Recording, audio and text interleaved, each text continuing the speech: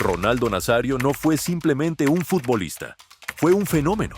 Una fuerza de la naturaleza que reescribió las reglas del juego cuando apenas tenía 20 años. Nadie combinó velocidad, potencia y técnica como él. Nadie fue tan imparable. Y sin embargo, detrás de esa imagen casi sobrehumana, se escondía un cuerpo que se rompía poco a poco. Rodillas destrozadas, cartílagos disueltos, cirugías extremas. A los 25 años, Ronaldo ya había sido operado más veces que la mayoría de los futbolistas en toda su carrera. Había días en los que no podía ni caminar, y sin embargo, ahí estaba, dominando el fútbol mundial. Este no es un video sobre goles ni estadísticas. Es una historia de dolor, resiliencia y talento salvaje. Porque si hay algo más increíble que lo que Ronaldo hizo con el balón, es lo que logró, a pesar de no tener rodillas sanas.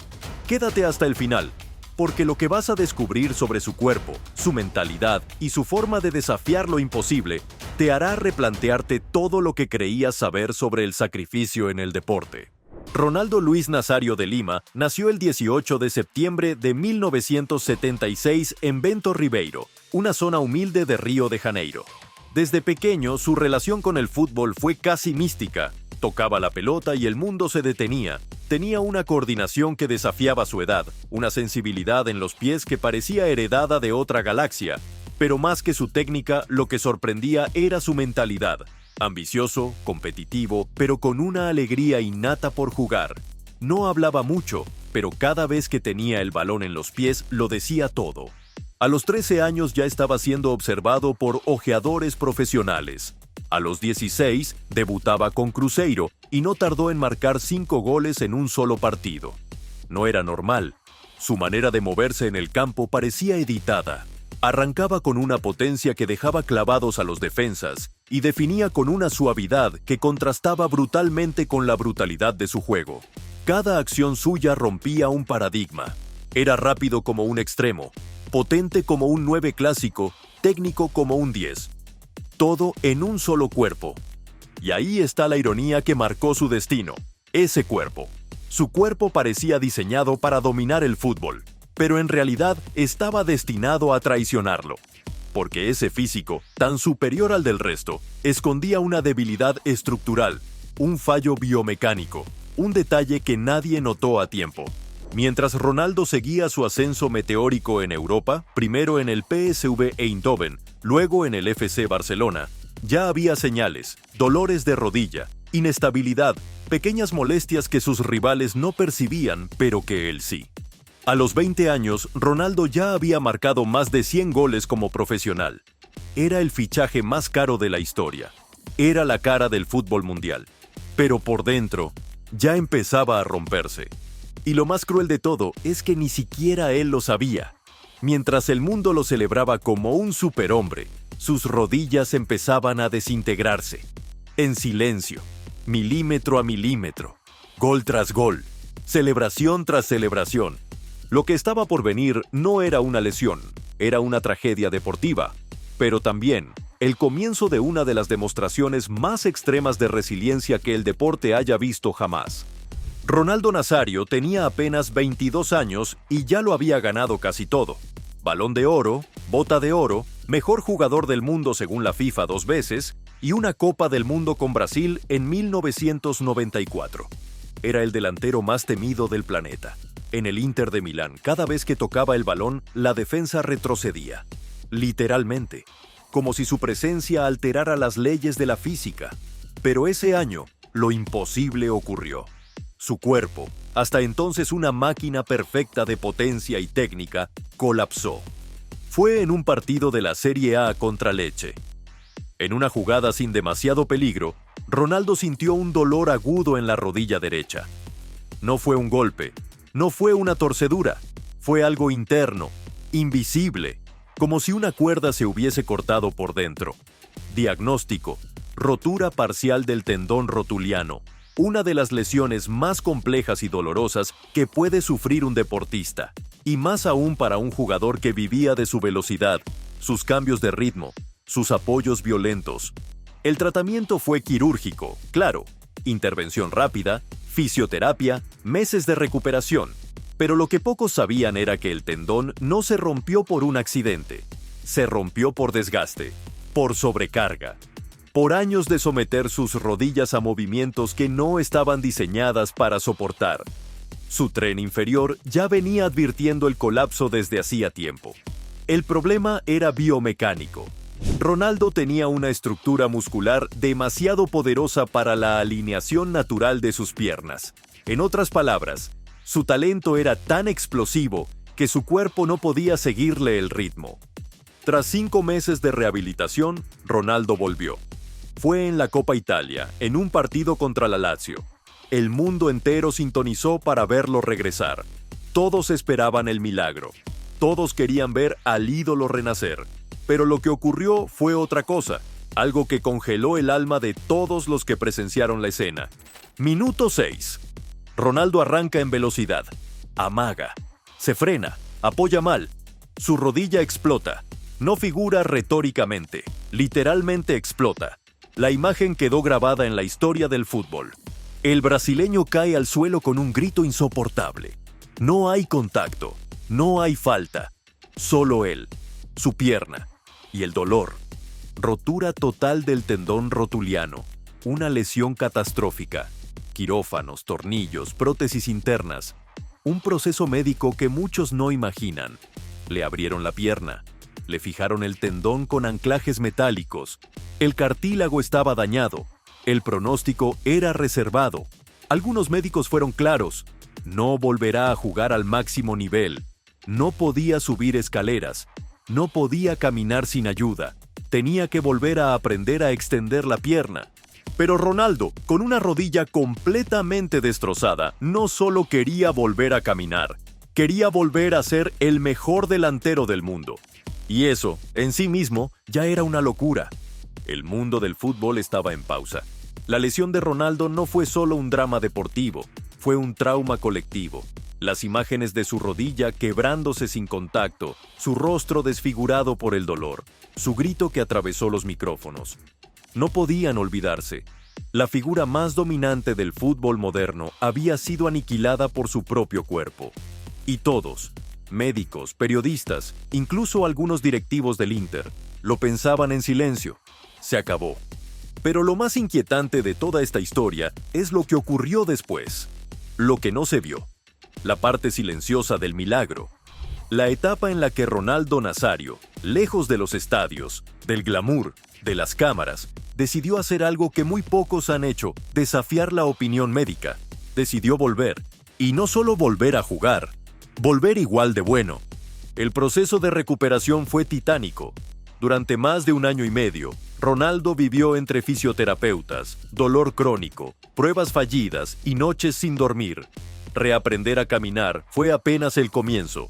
Tuvo que reconstruir la musculatura de su pierna casi desde cero. Su musculatura, que era su mayor ventaja competitiva, ahora era un obstáculo. Su cuerpo ya no respondía igual. No podía apoyar todo su peso.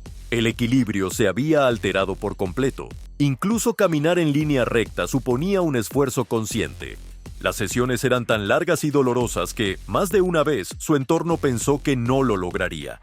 Pero Ronaldo seguía, en silencio, sin declaraciones grandilocuentes, sin publicar fotos en redes sociales. Su guerra era interna, y la única motivación era una: volver a jugar como antes, o lo más parecido posible. Para cualquier otro futbolista, lo racional habría sido reconfigurar su estilo de juego, ser menos explosivo, evitar regates violentos, proteger la rodilla. Pero Ronaldo no sabía jugar de otra forma. Su fútbol era agresión pura, velocidad, arranque, dribbling, finalización. No existía una versión moderada de Ronaldo. Solo existía el fenómeno, y él no estaba dispuesto a enterrarlo. Mientras tanto, en la prensa, se hablaba de su declive. Se lo vinculaba con la palabra ex goleador, ex ídolo, ex estrella. Pero lo que no sabían es que Ronaldo ya estaba corriendo, que poco a poco, día tras día, paso tras paso, estaba reconstruyendo el cuerpo más dañado del fútbol contemporáneo. No era solo una cuestión física, era mental y emocional. Había que enfrentarse al miedo de volver a romperse, al dolor de cada pequeño movimiento, al fantasma de no ser el mismo. Pero Ronaldo no pensaba en el dolor, solo pensaba en un objetivo: el Mundial de Corea-Japón 2002, la meta que muchos consideraban un delirio, pero que él ya había puesto en su mente desde el primer día que volvió a caminar con muletas, y contra todos los pronósticos, lo logró. No solo se recuperó, no solo volvió a jugar, volvió a ponerse la camiseta de Brasil, y volvió a hacer lo único que sabía hacer: destruir defensas. Aunque su rodilla fuera de titanio, aunque cada jugada fuese un riesgo, aunque, en el fondo, el mundo entero pensara que no lo iba a lograr. Lo que venía después no fue una redención, fue una venganza deportiva de proporciones bíblicas. Cuando Ronaldo llegó a Corea y Japón en el verano de 2002, lo hizo sin garantías. Llevaba más de 2 años sin competir con regularidad, apenas algunos partidos con el Inter. Su físico seguía sin estar al 100% y las dudas eran gigantescas. En Brasil, las voces se dividían. Para muchos, su convocatoria era un acto de fe. Para otros, un error emocional. La selección tenía alternativas, jóvenes en mejor forma, pero Luis Felipe Scolari apostó por él. No por nostalgia, no por romanticismo, sino porque en los entrenamientos, Ronaldo había mostrado algo que no se podía ignorar. El instinto seguía intacto. Ya no era el mismo físicamente. Era más pesado, más lento, con menos cambios de ritmo. Pero su lectura del juego se había agudizado. Su definición era quirúrgica. Su presencia en el área era hipnótica. Los defensores no sabían cómo tratarlo. ¿Salimos a presionar a un jugador que podría romperse en cualquier jugada? ¿O nos mantenemos atrás esperando que no reciba? Lo que ocurrió en ese mundial fue, literalmente, una película. Ronaldo se convirtió en el protagonista absoluto del torneo más importante del planeta. Y no solo por marcar goles, sino por hacerlo con una facilidad, una sangre fría y una precisión que ningún otro delantero pudo igualar. Desde la fase de grupos, el mundo entendió que algo increíble estaba ocurriendo. Marcó en el debut ante Turquía. Luego volvió a marcar contra China. Después contra Costa Rica. Cada vez que tocaba el balón en el área era gol o casi. Era como si nunca se hubiera lesionado. Como si los 2 años de infierno no hubieran existido. Pero lo más asombroso no era que metiera goles, era cómo los metía. Su fútbol era menos exuberante, sí, menos regateador, pero más maduro, más letal. No desperdiciaba un movimiento, ya no necesitaba hacer 4 quiebres. Con uno bastaba. Ya no corría 30 metros, solo 5. Pero esos 5 eran suficientes para dejar a un defensor tirado y al arquero vencido. Llegaron los octavos de final. Gol ante Bélgica. En cuartos, asistencia y liderazgo frente a Inglaterra. En semifinales, gol otra vez a Turquía. Y en la final, la redención total. El 30 de junio de 2002, en Yokohama, Ronaldo Nazario se paró frente a Alemania, el equipo más duro, más físico y mejor organizado del torneo. El portero era Oliver Kahn, que hasta ese día había sido imbatible. Brasil dominaba, pero el gol no llegaba. Hasta que Ronaldo apareció. Una presión alta, un error de Kahn, y el 9 no perdonó. Gol, 1-0. El estadio explotó. Y más tarde, con Brasil tocando de primera, Ronaldo volvió a recibir, solo frente al arco. Segundo gol, 2-0. Campeones del mundo. La imagen final es ya parte de la historia del fútbol. Ronaldo de rodillas, llorando, con la lengua afuera y el cabello ridículo. Ese semicírculo en la frente que luego reveló que se lo dejó solo para que su hijo lo distinguiera en la tele. El hombre que no podía caminar, el jugador que todos daban por acabado, había regresado para ganar el Mundial y llevarse la bota de oro con 8 goles. Nadie en la historia se había levantado así. Nadie con esas lesiones. Nadie con esa presión. Ronaldo no ganó el Mundial de 2002, lo reconquistó, a pesar de los ligamentos, a pesar del dolor, a pesar de haber sido despedido mentalmente por casi todo el mundo del fútbol. Ese torneo no fue una victoria deportiva, fue un acto de inmortalidad. Luego del Mundial de 2002, Ronaldo ya no era solo un campeón, era un símbolo, una figura mitológica del deporte. el hombre que había conquistado la cima 2 veces, una con la gloria y otra desde el abismo. Su imagen recorrió el mundo. Las portadas lo bautizaron como el regreso del rey, el hijo del fútbol o simplemente el fenómeno. Nike le dedicó campañas enteras. La FIFA, admiración absoluta. Los niños, camisetas con el número 9. Las rodillas, en cambio, seguían rotas. Y es aquí donde comienza otro capítulo menos glamuroso pero igual de profundo. Porque, tras esa consagración, Ronaldo no se recuperó. Se rehabilitó lo suficiente. Nunca más volvió a ser el mismo. El Mundial lo había ganado con 60% de su capacidad física real. La rodilla que había sido reconstruida aún le dolía. No en cada movimiento, pero sí al final de cada entrenamiento. La carga no desapareció. La batalla con su cuerpo se volvió crónica. Lo fichó el Real Madrid. Era el galáctico más esperado. En su presentación metió un gol en su primer toque de balón. Y durante los primeros meses, deslumbró. Goles, velocidad, magia. Pero su cuerpo ya no respondía igual. Se lesionaba con más frecuencia. Cada sprint era calculado. Su alimentación se convirtió en tema de debate constante. Su metabolismo ya no era el mismo. Subía de peso con facilidad. Y cada gramo extra significaba más presión para sus articulaciones, especialmente para unas rodillas sostenidas por cirugía. Aún así, marcó más de 100 goles con el Madrid. Fue Pichichi de la liga. Humilló defensas. Hizo enojar a entrenadores rivales. Dio espectáculos aunque intermitentes. Pero el precio estaba siendo demasiado alto. Mientras el mundo pedía que volviera el Ronaldo de antes, él sabía que ese Ronaldo no existía más. Era otro, uno más lento, más pesado, más cerebral. Pero seguía siendo letal. Su fútbol cambió, ya no encaraba desde mitad de cancha, se posicionaba mejor, tocaba menos el balón, buscaba más espacios, y cuando tenía la oportunidad, definía como nadie. Pocos supieron adaptarse con tanta inteligencia a una limitación física tan grave. Pocos aceptaron sus nuevas reglas con tanto pragmatismo, pero aún así, las críticas no cesaban. Y esto es importante, Ronaldo no fue perdonado. La prensa fue feroz. Lo acusaron de desinteresado, de vago, de no cuidarse. Decían que había tirado su carrera por la borda. Pero nadie preguntaba cómo se vive teniendo el cuerpo roto desde los 23 años. Nadie se preguntaba qué se siente despertarse cada mañana con dolor en la rodilla y aún así salir a entrenar, sabiendo que nunca más volverás a moverte como antes. Nadie entendía lo que significaba sostener un nivel élite con ligamentos reconstruidos, meniscos erosionados y cartílago artificial. Ronaldo vivía con dolor, con rigidez, con miedo a una recaída. Pero nunca se quejó, nunca lloró en público, nunca pidió compasión.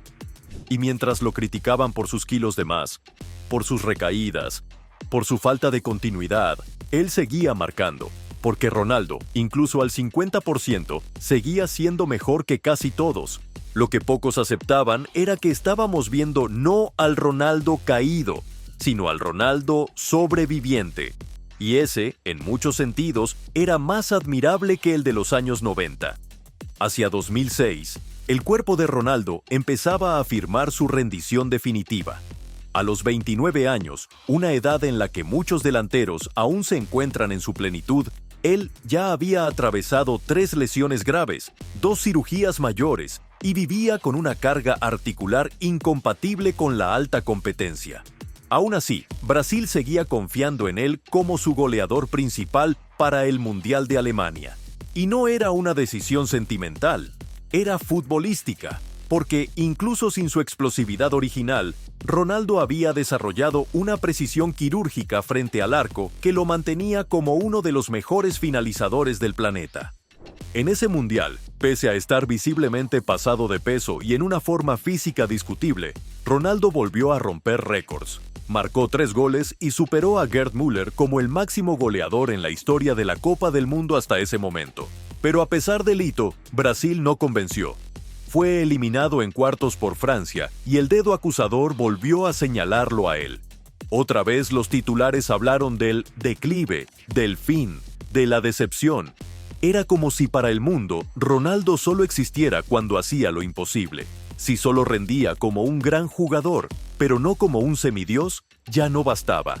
Y esa exigencia fue, en muchos sentidos, inhumana, porque se esperaba que un jugador reconstruido, forzado a reconfigurar su cuerpo una y otra vez, ofreciera los mismos destellos del chico de 1996. Pero lo más brutal es que, incluso en ese contexto, lo hizo. Sus goles seguían siendo diferenciales, seguía ganando partidos. Lo que pasaba es que el recuerdo del Ronaldo adolescente, ese que pasaba por encima de defensores como si fueran conos, se había vuelto una carga imposible. Tras el Mundial, sus últimos meses en el Real Madrid fueron discretos, no por falta de calidad, sino por acumulación de dolores. Era cada vez más difícil encadenar 2 partidos seguidos sin molestias. Se fue a Milán, al AC Milan, donde tuvo un breve respiro. Marcó goles, fue decisivo en varios partidos, pero el destino, que parecía obsesionado con sus rodillas, le preparó una última emboscada. En 2008, mientras jugaba contra el Livorno, en una acción sin ningún tipo de violencia externa, su rodilla izquierda, la buena, colapsó. El tendón rotuliano, ese maldito tendón que ya lo había destrozado una vez, se rompió otra vez. Pero ahora era el de la otra pierna. La escena fue casi una copia de 1999. Ronaldo al suelo, los gestos de dolor, la camilla, el silencio. Pero esta vez, el dolor no estaba solo en la rodilla, estaba en los ojos. Por primera vez, el fenómeno parecía saber que su carrera en Europa había terminado. Los médicos de nuevo fueron categóricos. Es muy difícil que vuelva a jugar. Técnicamente, sus rodillas no tienen estructura para soportar un esfuerzo profesional. A esa altura, Ronaldo tenía más metal que hueso en las piernas. Pero aún así volvió. No al Milan, no a Europa. Regresó a Brasil, a casa. Fichó por el Corinthians en 2009 y contra todo pronóstico, volvió a ser campeón. Marcó goles, ganó el Paulista y la Copa do Brasil. Volvió a llenar estadios, volvió a emocionarse y volvió a hacer llorar a la gente que lo había visto romperse una y otra vez. Porque ahora no era solo un ídolo. Era una prueba viviente de que no todos los finales tienen que ser perfectos para ser gloriosos. En 2011 anunció su retiro. Lo hizo con honestidad brutal. Mi cuerpo no aguanta más. El dolor me vence. No hubo drama, no hubo marketing. Solo un hombre que había dado todo, hasta el último minuto, con un cuerpo que nunca estuvo diseñado para tanto. Y así terminó su carrera deportiva. Sin la explosión del principio, sin los fuegos artificiales de un Messi o un Cristiano. Pero con algo mucho más profundo, un legado indestructible, esculpido a fuerza de milagros y cicatrices. Cuando Ronaldo colgó las botas en 2011, su estadística final parecía incompleta para quienes solo entienden el fútbol en términos de números. Apenas 384 goles oficiales, un puñado de títulos de clubes, 2 Copas del Mundo, sí, pero con muchas temporadas perdidas entre quirófanos y rehabilitaciones. Para alguien que fue considerado el jugador más letal de su generación y posiblemente de todos los tiempos. Las cifras no eran estratosféricas, pero eso no importó, porque Ronaldo Nazario no fue importante por cuánto hizo, lo fue por cómo lo hizo, y sobre todo, por lo que venció para hacerlo. Lo que quedó tras su retiro no fue solo una colección de vídeos en YouTube ni camisetas retro vendidas en tiendas de nostalgia. Lo que quedó fue una huella emocional, colectiva. Un eco que aún resuena cada vez que se habla de fútbol como algo más que táctica y números, porque Ronaldo representó el fútbol que se siente en el estómago, el fútbol que emociona antes de entenderse, el fútbol que, incluso roto, sigue siendo hermoso. Sus movimientos son analizados todavía hoy, el arrastre de pie que usaba para esquivar al portero, la manera en que despegaba del suelo como si tuviera muelles en las piernas. Esa mezcla de velocidad con control en espacios mínimos.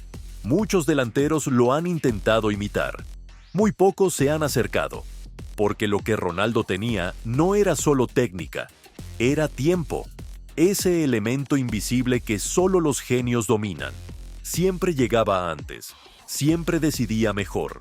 Incluso cuando su cuerpo era más lento, su cerebro seguía estando a otro nivel. Pero lo más poderoso de su legado es invisible. Es lo que representó para millones de personas que vieron en él un símbolo de resistencia. Porque todos, en algún momento, nos hemos sentido como Ronaldo.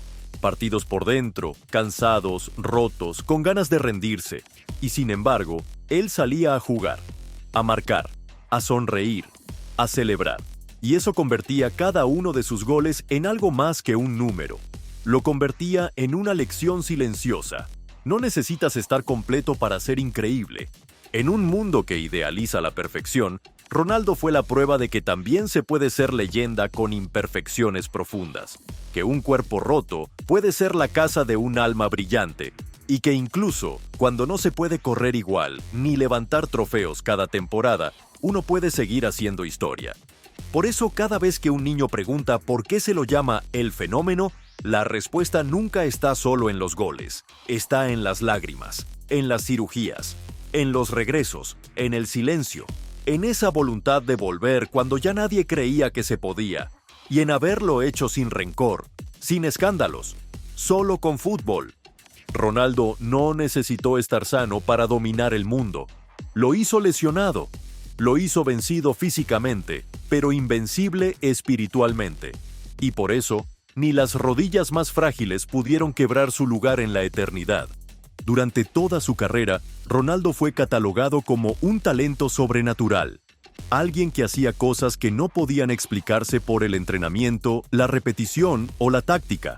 Pero lo que muchos pasaron por alto, y que solo con los años se ha comenzado a entender, es que lo que realmente separaba a Ronaldo del resto no era solo su físico, ni su técnica, ni su inteligencia táctica. Era su mente. Una mente que soportó más dolor, más presión y más aislamiento de lo que la mayoría podría siquiera imaginar. A diferencia de otros grandes ídolos que construyeron su carrera sobre el perfeccionismo o la disciplina total, Ronaldo vivió con la constante sensación de tener que reconstruirse a sí mismo. Cada vez que su rodilla se rompía, no solo era un proceso físico, era una implosión mental. Imagina estar en la cima del mundo a los 21 años, sentirte invencible, y que de pronto tu cuerpo se desintegre sin aviso. No una vez, varias veces, y que cada una de esas caídas venga acompañada de titulares que dudan de ti, entrenadores que te descartan, clubes que te ponen en duda, y aún así, encontrar en el fondo de ti mismo la voluntad de volver a empezar. Eso requiere una fortaleza psicológica que no se entrena, no se aprende en academias, no se imita, se construye en el dolor, en el silencio, en las madrugadas de hielo en la rodilla, en los días en que caminar cuesta, en los momentos en que hasta atarse los botines se vuelve un acto heroico. Ronaldo no tenía una personalidad vocal, no era un líder carismático al estilo de un Cristiano Ronaldo, ni un obsesivo como Messi. Su liderazgo era interno, un magnetismo silencioso. No necesitaba dar discursos, su mera presencia transformaba el ambiente, porque todos sabían que estaban ante alguien que había regresado del infierno, y no una sola vez. Y sin embargo, esta dimensión mental del Ronaldo post-lesión rara vez se mencionó en su momento. En cambio, se prefería hablar de su falta de compromiso, de sus kilos de más, de su vida nocturna, de sus ausencias en el gimnasio. Todo eso seguramente tuvo parte de verdad, pero reducía a un ser humano complejo a un cliché cómodo: el genio indisciplinado. Lo que nadie parecía tener el coraje de admitir es que Ronaldo no entrenaba menos por descuido. A veces, simplemente no podía, porque el dolor era constante, porque forzar más sus rodillas era arriesgarse a una tercera o cuarta cirugía mayor. Y aún así, jugaba, marcaba, competía. Eso no es falta de profesionalismo, es profesionalismo extremo. Es competir sabiendo que tu cuerpo está al límite, que cada partido puede ser el último, y aún así darlo todo. Esa es la diferencia entre un talento y un fenómeno. Y ahí está tal vez su herencia más grande. demostrar que la grandeza no está en nunca caerse, sino en saber levantarse cuando ya no hay piernas que te sostengan. Ronaldo fue un genio con dolor, y en lugar de esconderlo, lo llevó consigo. Lo transformó en parte de su leyenda, y por eso, hoy, es más que un recuerdo glorioso. Es una lección de vida. Ronaldo Nazario dominó el fútbol sin tener rodillas sanas. Y eso no es una frase bonita ni una exageración. Es una verdad quirúrgica, médica, casi cruel. Fue el jugador más desequilibrante del mundo, mientras su cuerpo se desmoronaba desde adentro. Fue leyenda sin estar completo. Fue ídolo sin estabilidad física. Fue campeón, goleador, imparable, con el dolor como compañero diario. Y lo más importante, nunca pidió compasión. Nunca se escudó en sus lesiones. Nunca usó su historia como excusa. Solo salía al campo, sonreía y hacía lo que nadie más podía hacer, a su manera, a su ritmo, con las cicatrices bien visibles, con el peso de quien ya sabía que la gloria es efímera, pero el respeto es eterno. Por eso Ronaldo no fue simplemente el fenómeno, fue el hombre que nos enseñó que el fútbol también es resistencia, que los cuerpos pueden fallar, pero el alma, cuando es la de un verdadero campeón, nunca se rompe. Y esa, más que cualquier gol o título, es la razón por la que sigue siendo inolvidable.